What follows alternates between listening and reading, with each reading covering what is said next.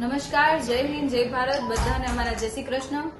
આજની આ પ્રેસ કોન્ફરન્સની અંદર આમ આદમી પાર્ટીના તમામ નગરસેવકો સાથે આજે તમામ પત્રકાર ભાઈઓને અને પત્રકારો દ્વારા અમે તમામ જનતાને જણાવવા માંગીએ છીએ કે આજની આ પ્રેસ કોન્ફરન્સ આટલી અગત્યની અને શા માટે આ પ્રેસ કોન્ફરન્સનું આયોજન કરવામાં આવ્યું.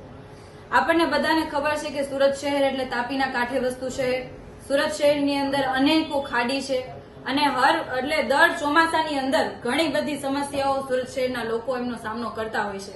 સુરતની અંદર ઘણા બધા વિસ્તારો એવા છે કે જ્યાં પાણી ભરાવાના પ્રશ્ન થાય છે, ઘણા વિસ્તારો એવા છે કે જ્યાં ખાડીપુર આવે છે, ઘણા વિસ્તારોની અંદર જયારે ઉકાઈમાંથી પાણી છોડવામાં આવે ત્યારે પણ આપણે તાપીના કાંઠે રહેતા લોકો ખૂબ સમસ્યાનો સામનો કરતા હોય છે. પરંતુ આ સામનો ના કરવો પડે એના માટે સુરત મહાનગરપાલિકા અને એમની ટીમ દ્વારા પ્રી મોન્સૂન કામગીરી કરવામાં આવતી હોય છે અને આ પ્રી મોન્સૂન કામગીરી પાછળ કરોડો રૂપિયાનો ખર્ચો થતો હોય છે. પ્રી મોન્સૂન કામગીરી એટલે કે અલગ અલગ જગ્યાઓ જ્યાં જ્યાં કચરા, ગંદકી આ તમામ વસ્તુઓ થાય છે એની સફાઈ કરવી, સાથે સાથે જે વરસાદી પાણીના જાળિયા, લાઈનો સફાઈ કરવી અને રોડ રસ્તાના જે ખાડા હોય એને બુરવાની ઘણી બધી કામગીરી કરવામાં આવતી હોય છે, જેના પાછળ કરોડો રૂપિયા ખર્ચાતા હોય છે.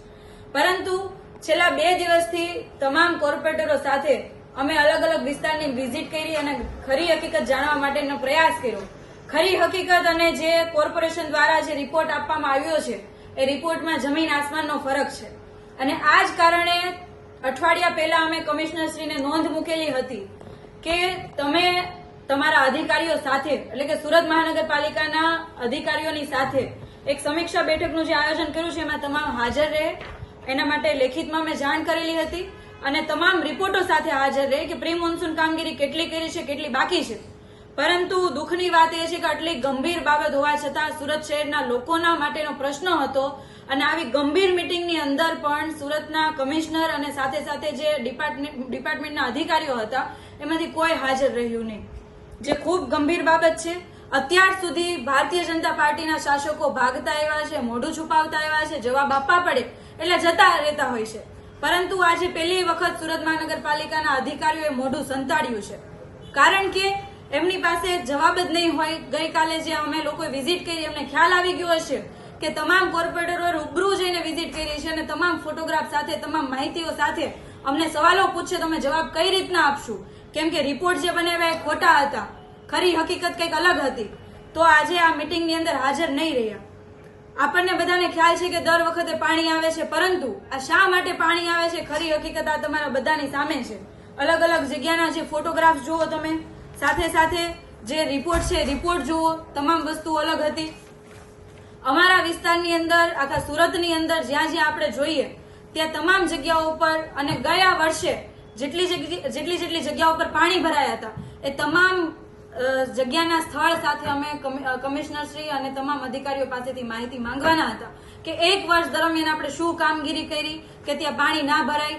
આપણે ખાડી સફાઈની વાત કરીએ છીએ, અભિયાન ચલાવીએ છીએ, પરંતુ ખાડીની ખરી હકીકત તો આ છે. દર વર્ષે આપણે ખૂબ મોટા પાયે ખર્ચો કરીને અભિયાન ચલાવતા હોઈએ, આરોગ્ય ડિપાર્ટમેન્ટ દ્વારા કામગીરી કરતા હોય, દેખાડવામાં આવે આ એ સુરત છે કે જેમને સફાઈમાં પહેલો નંબર આવ્યો છે. પરંતુ આ તમે બધા જુઓ, આ ખાડીની હાલત છે, વિસ્તારની હાલત છે અને આ જોતા આપણને ખરેખર દુઃખ લાગે કે જે શહેરની અંદર એટલે કે પહેલા નંબરનો જે આપણે એવોર્ડ લઈને આવીએ છીએ એ શહેરની અંદર ખૂબ મોટા પાયે ગંદકી છે. આનો મતલબ સાફ એવો થાય કે ભાજપી શાસકો જે પ્રમાણે અગાઉ પણ મેયરશ્રીએ પણ અલગ અલગ વિસ્તારની વિઝિટ કરી હતી, આ વિઝિટમાં એમણે સૂચના પણ આપેલી ને કીધેલું કે ભાઈ આપણે જે પ્રી મોન્સૂન કામગીરી છે આવી રીતના કરીએ છીએ, જ્યાં જ્યાં નથી મેન્યુઅલી થતી તે મશીનરીથી કરાવશું, પરંતુ એ પ્રમાણેની કોઈ કામગીરી થઈ નથી. એ લોકો તો માત્ર ને માત્ર જસ્ટ લેવા માટે, ફાકા ફોજદારી કરવા માટે, વાહવાહી લૂંટવા માટે અને પોતાના કોન્ટ્રાક્ટરોના ખીચા કઈ રીતના ભરાય ને કોન્ટ્રાક્ટરો થકી પોતાને ફંડ કઈ રીતના મળે એના માટેનું દર વર્ષનું આયોજન કરતા હોય છે. આ વર્ષે પણ એવું જ આયોજન કર્યું છે.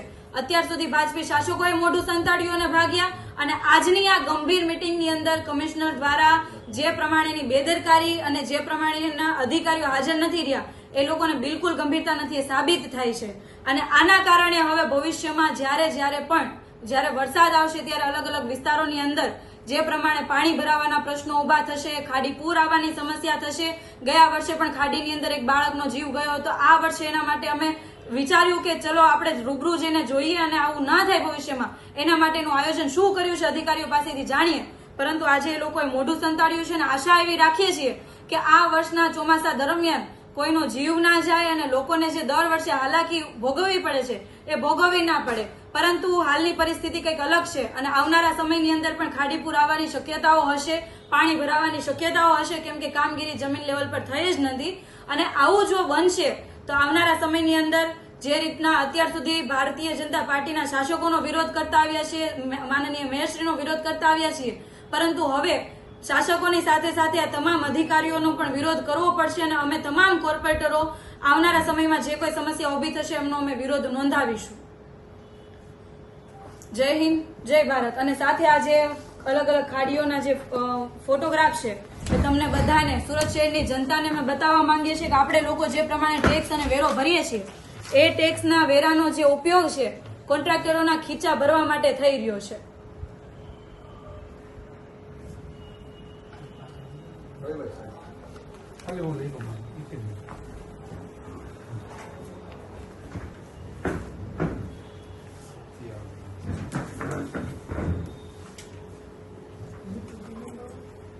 मीटिंग क्या बोला है?